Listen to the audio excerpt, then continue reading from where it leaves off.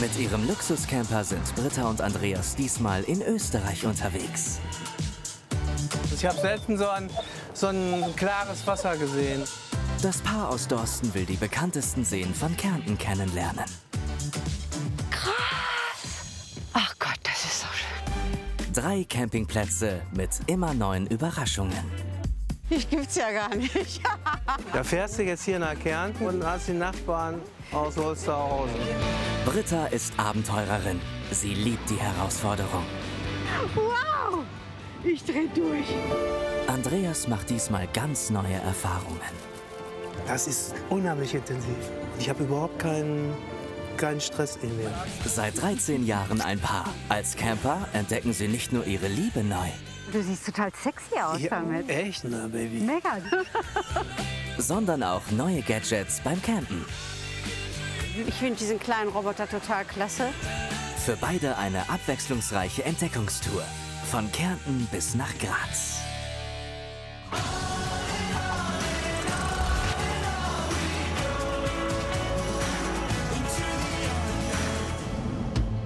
Andreas Werner und Britta Hofmeister wollen auf ihrer Tour viele berühmte Seen der Alpenrepublik kennenlernen.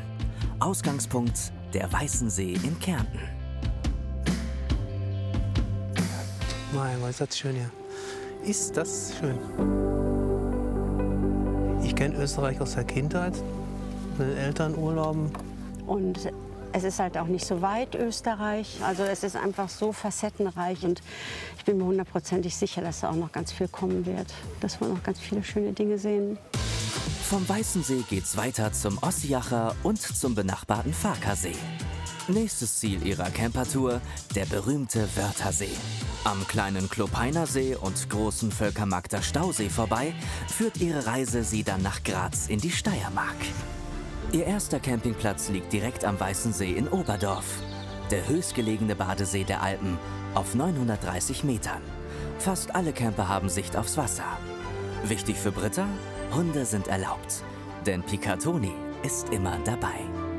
Da waren wir jetzt eigentlich auch neugierig, wie das wohl ist in den Bergen mit dem See oder mit den Seen. Wir wollen ja mehrere Seen sehen. Die Kombination, ne? Berge Seen. und die Ja, Seen genau. sehen, aber auch die Berge. Auch Ja, die Berge genau. hochgehen.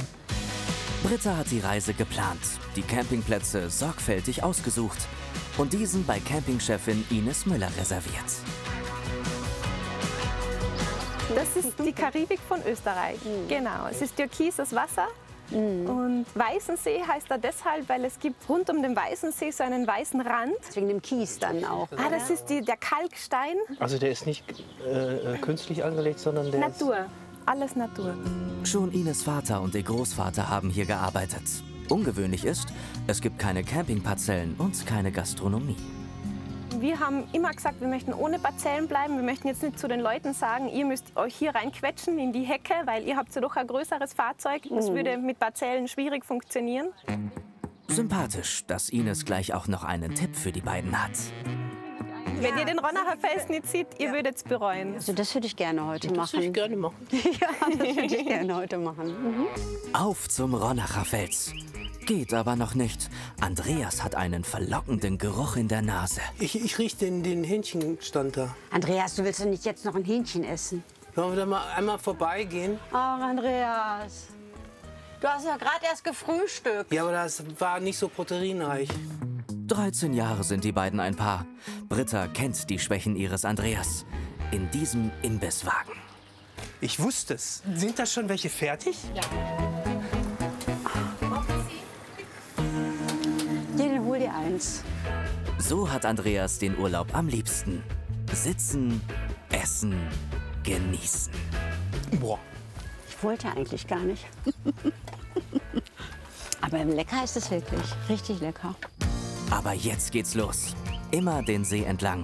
Vom Westufer zum Ostufer. 4,5 Kilometer. Ein herrlicher Weg mit Blick auf das Wasser und die Berge. Das sieht doch schön aus, hier durchzugehen, oder? Oh Gott, ey. Das ist ja krass. Das Café ist auf dem Wasser gebaut, auf einer Steganlage. Und man kann jetzt hier weiter wandern. Also es geht auch nicht mehr mit dem Fahrrad, nur noch zu Fuß. Karibik-Flair. Karibik-Flair. Vom Ronacher Fels geht es jetzt auf schmalen Waldwegen weiter. Britta will ins Wasser. Das ist so wundervoll, herrlich.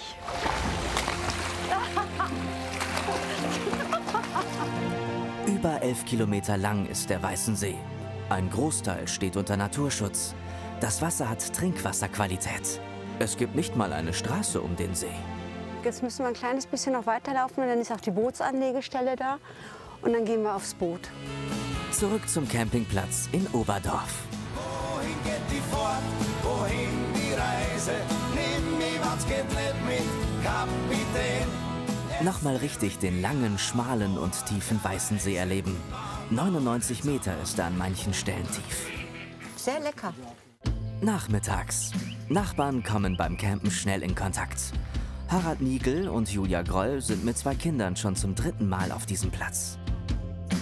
Der schönste Kärntner See, oder? Ja, also ja wirklich, genau. Also das, was ich bisher gesehen habe, wirklich traumhaft schön. Aber ich finde diesen Platz auch wunderschön. Das kennt man von anderen Seen in Österreich oder Italien ja wenig, dass das noch so urtümlich ist und dass das so naturnah ist. Andreas hat Besuch von Nachbarn rechts neben ihnen. Gerd Grohmann reist seit 30 Jahren mit seiner Frau im Wohnmobil. Aber in einem Camper für 180.000 € war er noch nie. Slideout? Nie gehört. Fährt während der Fahrt elektrisch, kannst du den reinfahren bis hierhin? Du kannst ja tanzen, Herrin. Ja, du hast Platz, ne? Es ist so toll, ich denke, ich habe sowas noch nie gesehen. Es ist einfach, für mich ist es schon fast kein Wohnwagen mehr, das ist ein Palast. Gerd ist seit 60 Jahren verheiratet. Camping hält jung, meint der Rentner. Sein Wohnmobil ist aus den 80ern, hat 200.000 Kilometer auf dem Tacho. Es sollen noch mehr werden. Und das ist natürlich der Mega-Kult. Das ist die Alternative. Man muss da nicht das Neueste oder so haben, weil das Ding läuft immer. Ja, mich will dann noch aushalten. Heute Abend will das Paar etwas Ausgefallenes probieren. Beide lieben gutes Essen. Am Uferrand soll es ein Restaurant mit einem außergewöhnlichen Koch geben. Regionales raffiniert kombiniert soll seine Spezialität sein. Das lockt beide an. Müssen wir erst mal anziehen hier. Ein Sternekoch. Das ist der Teufel. Schick bist du aus. Ja, Schatzelein. Nur für dich. Vom Campingplatz sind es nur 15 Minuten mit dem Rad bis zum Sterne-Restaurant von Stefan Glanschnick in Neusach. Hallo, ich bin Andreas. Hallo. Hi Stefan, freut mich sehr. Das ist meine Frau. Hi. Britta. Ja, du siehst so sympathisch aus wie auf dem Foto. Stefan Glanschnick ist erst Anfang 30, hat aber schon international einen Namen. Einer, der frei Schnauze kocht, sagt er, und frischen Wind in seine Heimatküche bringen will. Wow. Ui, ui, ui. Wow. Das ist ja schick. Ja, sag.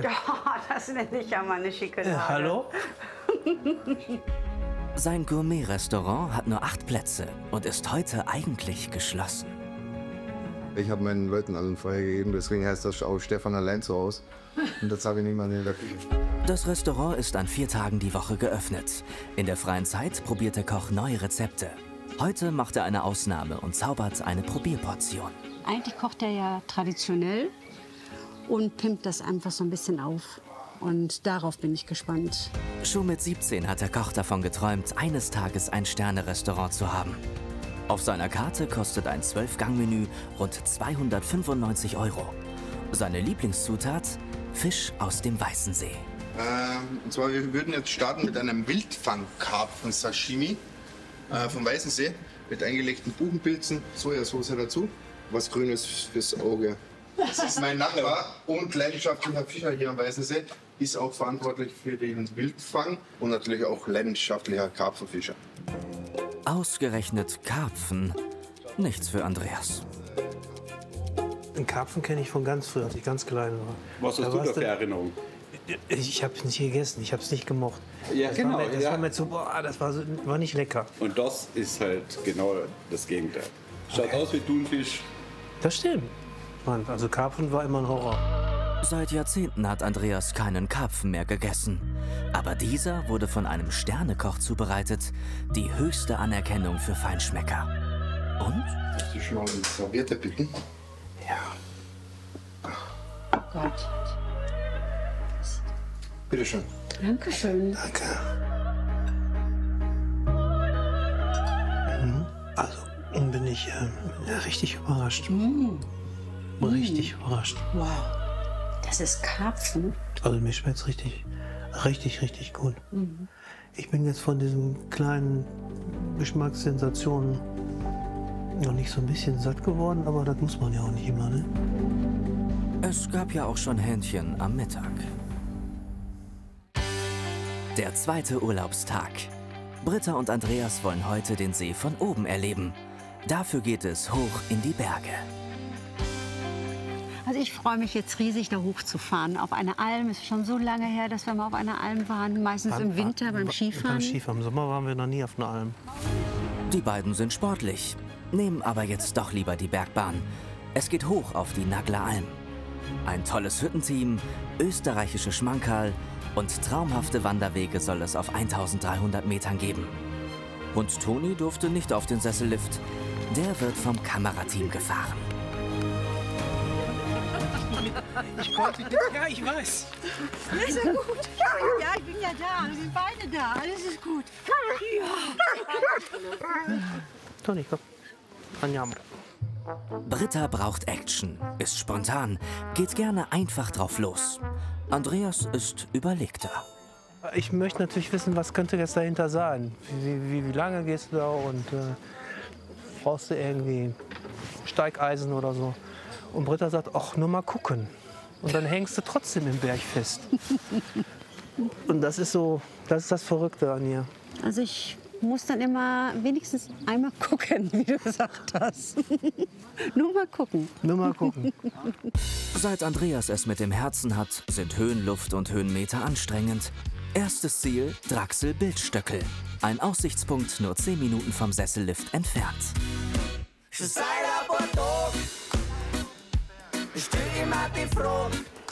Ist gut für die Po-Muskulatur. Merkt ihr das auch? Wenn es so berghoch geht? Ist klar.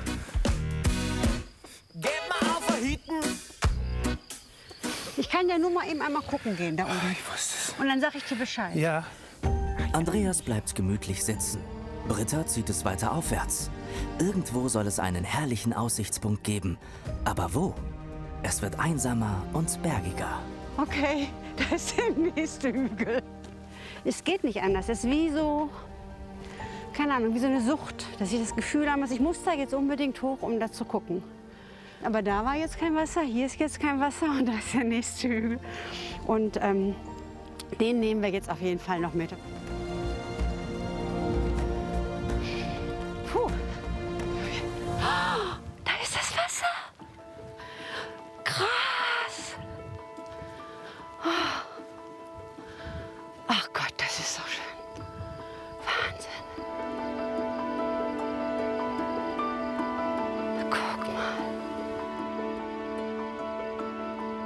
Boah, dieser türkisfarbene Rand von dem Wasser, ne? Also bei diesem Ausblick finde ich einfach nur ganz viel Dankbarkeit. Dankbarkeit, dass es solche schönen Orte gibt, ne? Dass es die Natur gibt und man eigentlich mit diesem Reichtum einfach auch beschenkt wird. 2 Söhne hat die 62-Jährige großgezogen. Seit vielen Jahren ist sie vom Vater der Kinder geschieden. Es gibt Neuigkeiten in Brittas Familie. Ich werde nämlich dieses Jahr Omi. Und bin ich ganz stolz drauf. Und auf jeden Fall hole ich eine Lederhose, eine Trachtellederhose. Die bringe ich auf jeden Fall mit. Andreas hat in der Nagler Alm gewartet. Essen? Natürlich österreichischen Kaiserschmarrn. Bitte schön. Das ist toll. Oh, das sieht super. Wow. Oh Gott, so viel Apfelmus. Selbstgemachter Apfelmus habe ich. Alles selber gemacht. Ja. Christophe Neveu ist seit 8 Jahren Hüttenwirt. Für den Franzosen ein Traumjob. Ja, was siehst du da vorne? Die ganze Berg, grün, die Natur. Was willst du mehr? Es ist spät geworden, aber jetzt soll es noch zum nächsten Platz gehen. zum Ossiacher See. Aber erstmal einpacken. Das klappt selten ohne Probleme. Ja, und manchmal dauert es auch ganz schön lange, bis wir dann loskommen, je nachdem, wie wir eingepackt haben. Der Fifth Wheeler bietet viel Komfort. Mit dem Slide-Out verbreitert sich die Wohnfläche von 2,3 Metern auf 3,3 Meter. Hightech, die ihre Tücken hat.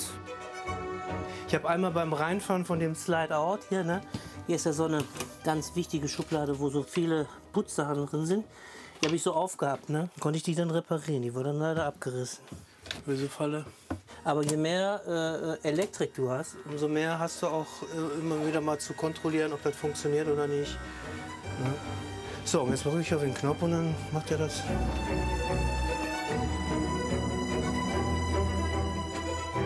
Fertig.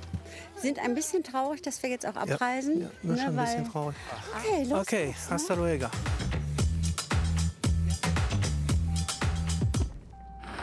...180 Kilometer gen Osten über die Landstraße. Vom Weißensee zum Ossiacher See. An Villach vorbei Richtung Feldkirchen.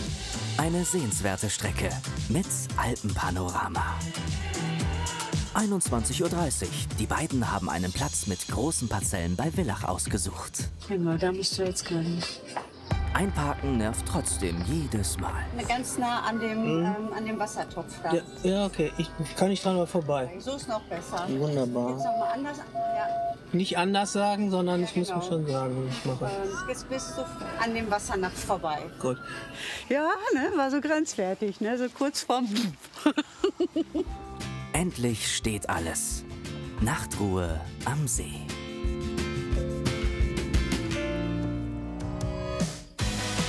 Ein Platz dicht am Wasser. So haben sich Britta und Andreas das vorgestellt und deshalb vorreserviert. Andere Camper haben es nicht so gut erwischt, stehen dicht gedrängt beieinander. Britta hat schon wieder Pläne. Ganz hier in der Nähe, wirklich überhaupt nicht weit, ein paar Minuten gibt es eine Burg Landskron, und die haben eine Adlerarena. Und darauf freue ich mich schon, weil ich das schon sehr imposant finde. Die Burg Landskron liegt hoch über dem Westufer des Ossiacher Sees, 5 Kilometer vom Campingplatz entfernt. Von hier haben die beiden einen fantastischen Blick auf die Karawanken. Aber die eigentliche Attraktion wartet hinter den Burgmauern. Ah, da sitzt schon einer. Obwohl, der sieht eher aus wie ein Geier. Das ist kein... Das ist ein Geier. Sie sind in der Adlerarena Landskron. 25 verschiedene Greifvögel und Eulenarten leben hier. Tiere, die man in der Natur niemals so nah erleben kann. Eine Show, die eindrucksvoll das Jagdverhalten der Vögel zeigt. So, Applaus!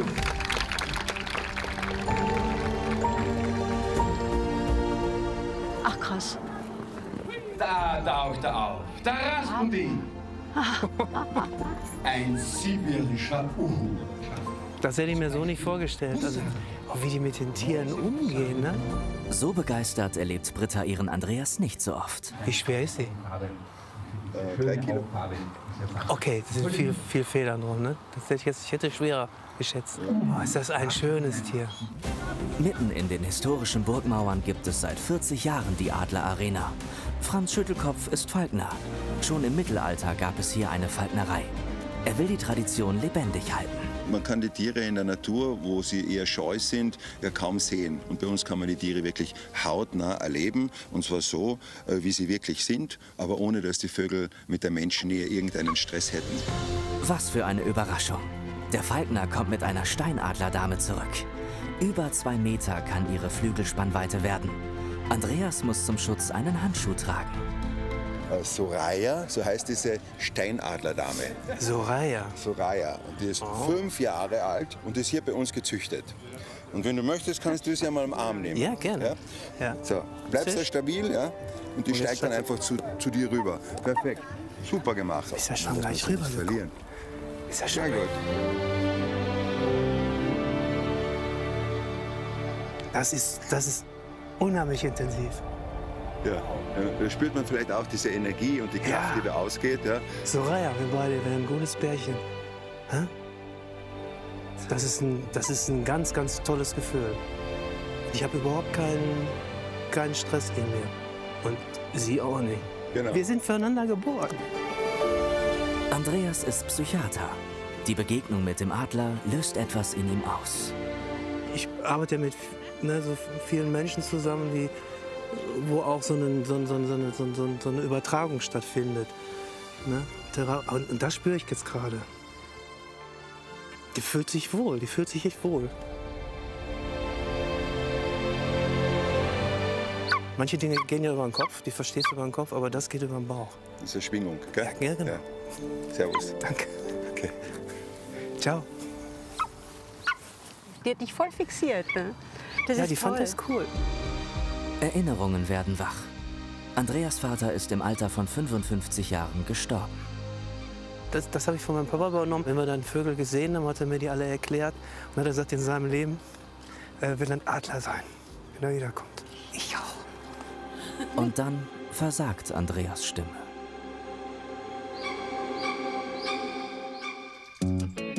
–32 Grad. Super, wenn der See direkt vor dem Wohnmobil liegt. Der Ossiacher See ist ein Hotspot. 2 Millionen Touristen kommen jedes Jahr hierher. Der Platz ist voll ausgebucht. Mal schauen, was sonst noch so los ist. So, sollen wir mal ein bisschen gucken, wie es hier aussieht? Ja. Toni, kommst du mit? Der Platz ist ja selber riesengroß. Und hier gibt es Bereiche, wo es sehr, sehr voll ist. 16 Campingplätze gibt es am See. Der von Britta und Andreas ist mit 400 Stellplätzen sehr groß. Das ist der Bereich, den ich gerade meinte, wo dann auch unterschiedliche Größenparzellen da sind. Auch so Luxusplätze, weil dann guckst du nämlich über alle anderen Wohnmobile drüber, so terrassenweise, und dann siehst du den See. Das finde ich auch noch schön. Oder du siehst plötzlich Nachbarn aus der Heimat. Was macht ihr denn hier? Gibt's ja gar nicht. Da fährst du jetzt hier nach Kärnten und hast die Nachbarn aus Holsterhausen. Die Winklers sind schon ein paar Tage hier und kennen den neuesten Klatsch vom Platz. Auch vorgestern ist ja einer runtergekommen, ne? Der ist auf dem Dach vom Hotel gelandet, ne? Schwer verletzt. Echt jetzt? Ja. Ach krass, gestern? Vorgestern. Vorgestern? Hammer. Und Britta will heute auch noch Paragliden. Die Winklers sind alte Campinghasen, kommen seit Jahren hierher. Früher war es anders.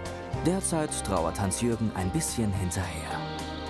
Heute ist das praktisch schon fast wie im Hotel, mit Vorbuchen, mit Reservieren.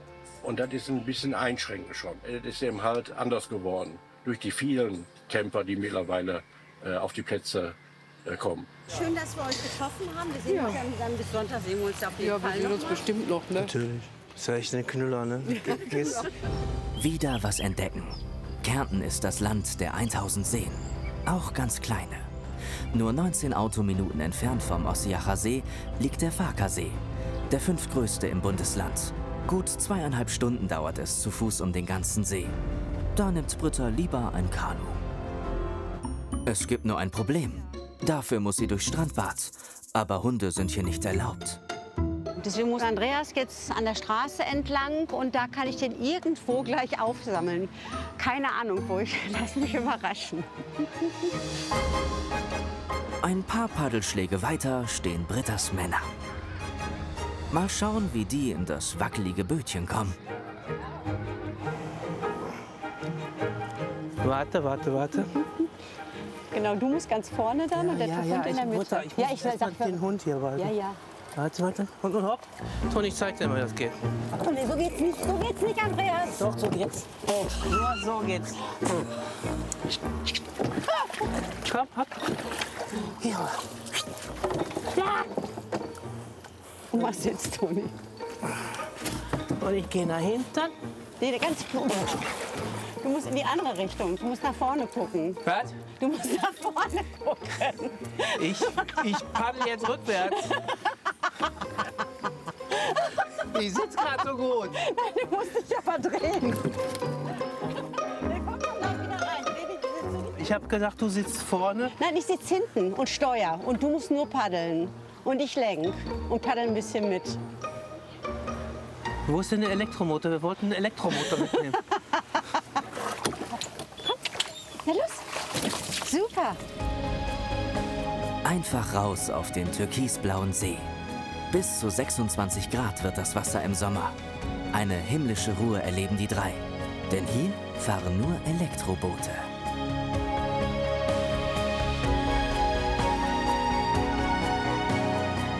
super cool. Ne? Also ich habe selten so ein klares Wasser gesehen und das ist auch gar nicht so kalt. Das ist schon ein Traum. Wenn du dich da verfährst, ist doof. Ne, kannst du dich nicht verfahren, ich bin nur geradeaus. Okay, dann müssen wir das machen. Es klappt ganz gut mit den beiden. Fast 13 Jahre sind sie jetzt zusammen. Bei jeder Tour lernen sie neue Seiten des anderen kennen. Aber auch schätzen? Ja, ich finde, das schätze ich sehr an unserer Beziehung. Ne, dass wir ähnliche Ideen haben und auch solche verrückten Sachen machen können, beide wasseraffin sind. Also wenn du sowas dann nicht machst, dann vergeht dir natürlich irgendwie eine schöne Situation. Das ist ja schade.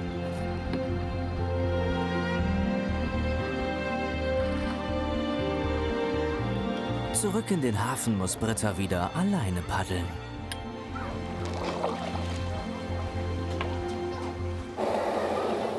Da bin ich wieder. Und dann gibt's überraschend auch noch eine Liebeserklärung für ihren Andreas. Ich kann halt jeden Tag über ihn lachen und das finde ich ganz großartig. Zurück zum Campingplatz. Fehlanzeige. Mal mit Andreas in die Luft zu gehen, das hat sich Britta gewünscht. Jetzt ist es soweit. Hoch über dem Ossiacher See ist die Kärntner Flugschule. Britta will den Berg mit einem Paraglider runtersegeln. Andreas ist nicht überzeugt davon. Können Sie die Polizei anrufen? Das ist eine Entführung hier. Hallo, ich will nicht springen. Scheiße, die hat nicht reagiert. 1900 Meter hoch ist der Gipfel der Gerlitzer. Die beiden Tandempiloten stehen parat. Nico und Omer. Schirm und Ausrüstung wiegen knapp 15 Kilo. Zum Glück müssen Britta und Andreas die nicht selber schleppen. Das ist ein schöner Fleck hier. Wahnsinn. Du fliegst mit Omer. Okay. Das mit dem Gewicht ungefähr aufgeteilt ist. Genau. Was wiegt er? 70, bisschen weniger. Okay. 90. Reicht das? Das ist gar kein Problem. Also schwerer, ich kann schwerer sein ja, er als hat er. einen etwas größeren Schirm, weißt du? Deswegen. Das finde ich gut. Das sind eher schwerer. Ich hätte schon ein Taschentuch mit rausholen und zur Unterstützung. Nee, das geht schon. Du hast den Monsterschirm dabei, habe ich gehört. Ah ja. Das ist gut. 159 € kostet der Flug pro Person. Ganz ohne Risiko ist es nicht. Die größte Gefahr besteht beim Start. Oh, du siehst cool aus. Ich habe vom Omer eine Jacke gekriegt. Das macht natürlich eine Menge her. Oh, du siehst total sexy aus damit. Echt? Ja, total. Zeig mal, dreh dich mal zu mir. Wow. Na, Baby. Mega, die Farben stehen dir auch total gut. Ich kriege aber so wenig Luft, weißt du? Wenn wir losmachen. Ja, stimmt. Die beiden sind gerade albern wie zwei Teenager. Alleine dürfen sie nicht fliegen. Voraussetzung ist ein Luftfahrschein. Britta ist schon im Trockentraining. Geht gar nicht weiter. Ja, ich bin sehr aufgeregt. Aber es überwiegt mehr die Freude und Glück und Neugier. Yes. Und wie geht es Andreas damit? Mann ist ein Profi, ein richtiger Profi. Und trotzdem würde ich alle Menschen, die ich liebe, meine Mitarbeiter, es muss irgendwie weitergehen. Und da komme ich auf jeden Fall. Wer weiß das schon wie.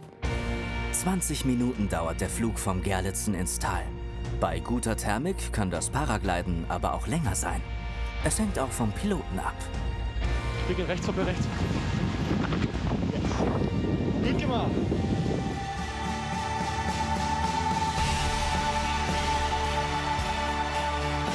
Der Ausblick ist sagenhaft.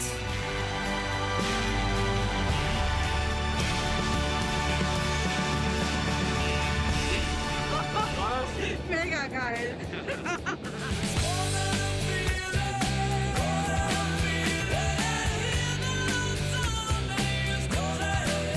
So ganz geheuer ist es Andreas nicht. Bei Britta geht's rund. Wir brauchen noch eine Spirale, okay? Okay. Ja.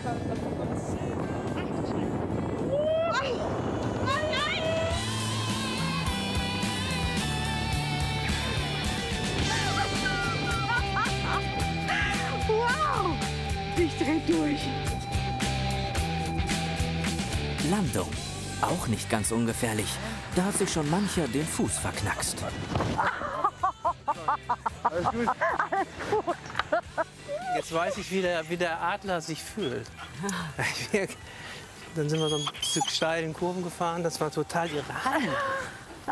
Ach, das ist einfach so Freiheit pur. Der 5. Reisetag. Alles verstaut, es kann wieder losgehen. Ihr Ziel heute, der berühmteste und größte See Kärntens. Ein Schloss am Wörthersee. Eine Filmkulisse mit mondänen Orten. Britta und Andreas sind am Wörthersee, der österreichischen Riviera. Damit habe ich jetzt gar nicht gerechnet, dass uns irgendwie so viel Luxus entgegenspringt. Sie sind in Velden. Die Österreicher nennen es ihr Monte Carlo am Wörthersee. Mit allem, was der internationale Jetset liebt. Luxushotels, ein Spielcasino, Flaniermeilen, Clubs und Strandbäder. Kostenlos kommt man hier nicht ins Wasser. Es hat ein bisschen Ähnlichkeit mit den anderen Orten, wo halt eben so die High Society oder das Geld sich zusammensetzt. Velden hat nicht einmal 10.000 Einwohner, aber Geschäfte für 500.000 Touristen, die jährlich kommen. Ungefähr 15 Meter in diese Fußgängerzone reingegangen und Britta ist weg. Ja. Britta hat 2 erwachsene Söhne aus ihrer ersten Ehe. In ein paar Monaten wird sie Oma. Ah, da hinten ist eine Kinderabteilung. Da könnten wir einmal hingehen. Komm, einmal gucken. Shoppingjagd fürs Baby, das erst in 4 Monaten zur Welt kommt. Oh, das ist schon eine coole Badehose, oder? Für einen Zwerg. Ja, das ist aber, dann geht er schon klapp in die 1. Klasse. Ja. Hi.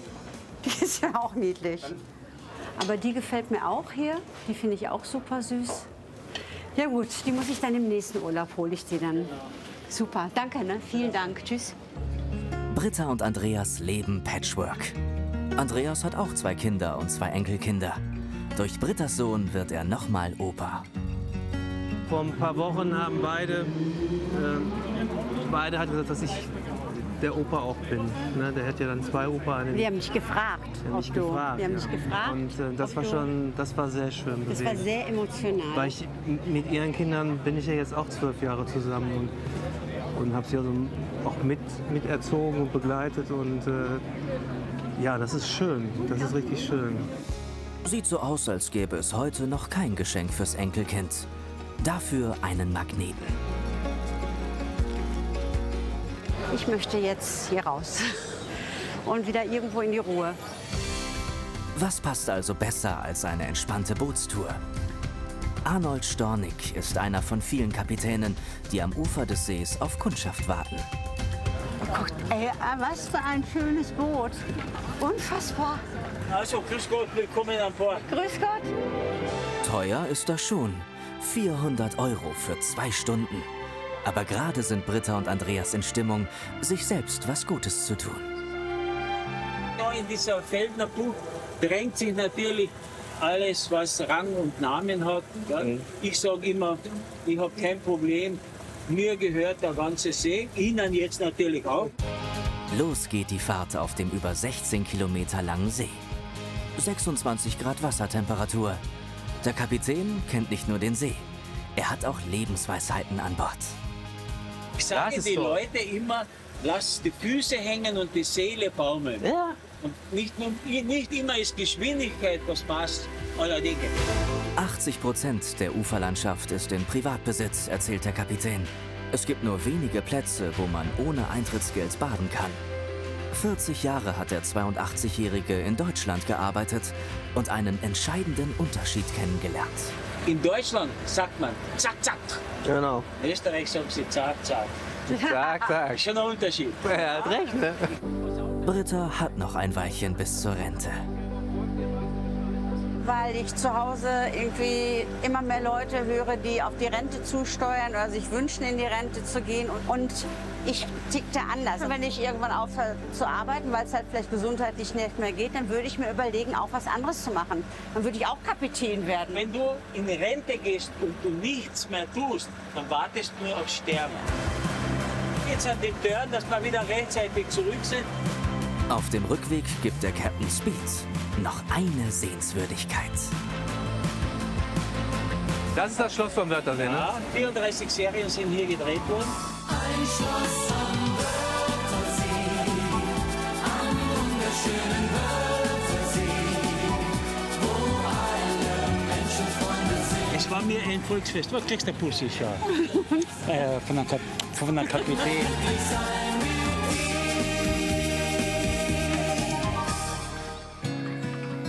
Gekocht wird heute am Campingherd. Riecht herrlich. Nudeln, Garnelen und Gemüse. Britter Sperrbezirk mit allen Schikanen. Ich kann alles machen. Ich habe einen Grill, ich habe einen Backofen, ich habe eine Mikrowelle, Kühlschrank, 4 Platten. Ne, damit kannst du auch alles machen.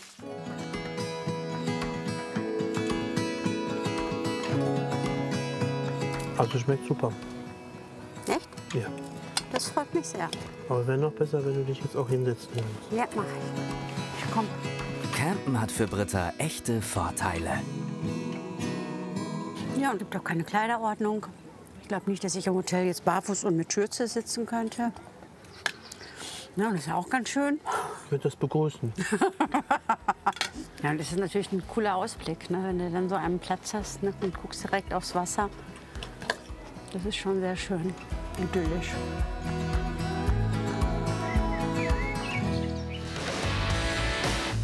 Aufbruchstimmung.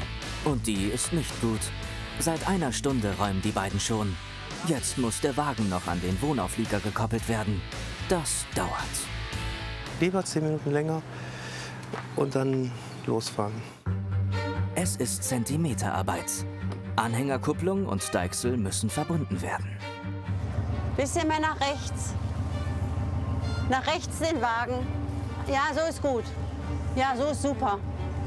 Weiter, weiter, weiter. Ja, weiter.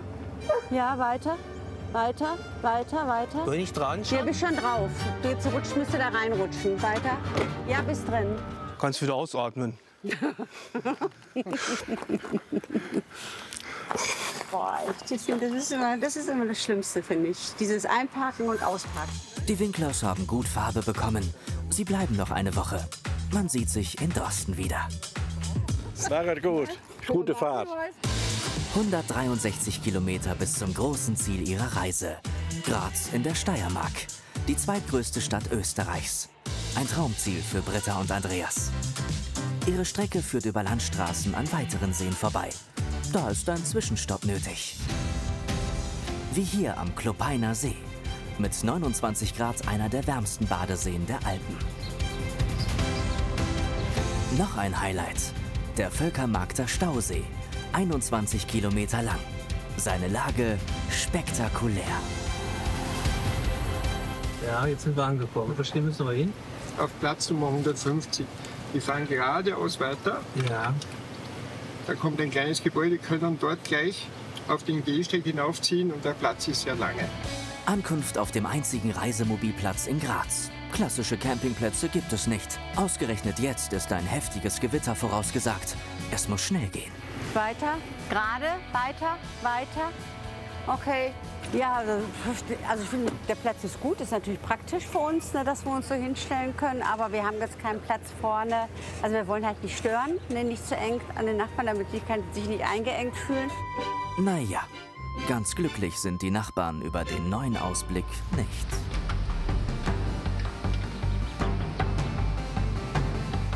Ich glaube, wir sollen das Gewitter erstmal abwarten. Andreas? Ja.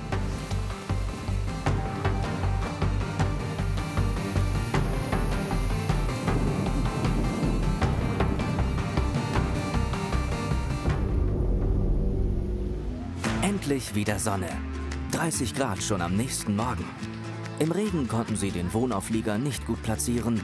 Jetzt sitzen sie auf einem Stück Rasen, der einfach ungemütlich ist.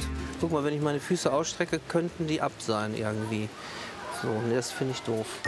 Die Lösung? Der Wohnauflieger muss rangiert werden. Ein Spezialmover hilft. 4.500 € hat Andreas dafür hingelegt. Aber der muss erst mal angeschlossen werden.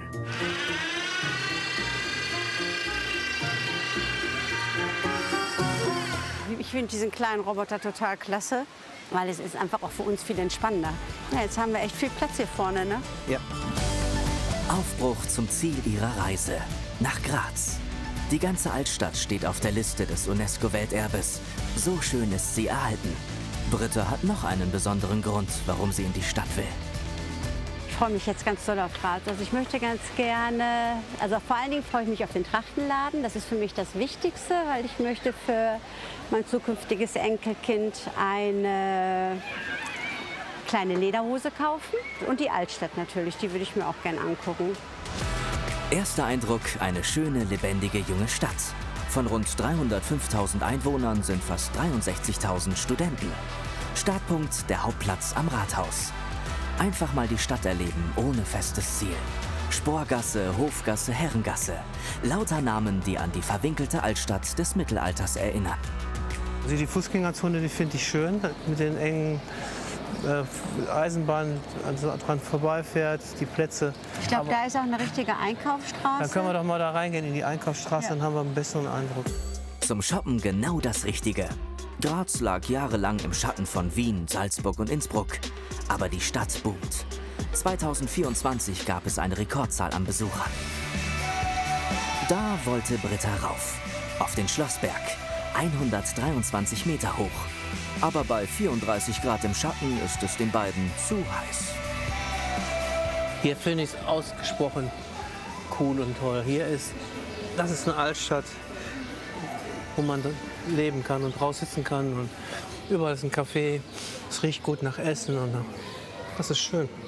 Jetzt gucke ich erstmal nach Trachtenläden. Andreas, du klaust mir gerade mein Eis. Du hast doch ein Eis in der Hand. Wieso nimmst du denn mein Eis noch mit dazu? Weil ich nur die Sahne nehme. Britta zieht alleine los. Da war ja noch was. Das Geschenk für ihren Enkel. Also Dirndl haben sie schon mal. Oh, guck mal, die haben doch auch kleine Sachen. Hier ist so eine kleine Hose. Ach, das wäre natürlich der Hit. Leider keine Lederhosen für Kinder. Es gibt viele Trachtenläden, nur nicht für Babys. Das ist so frustrierend. Die haben auch keine Lederhose.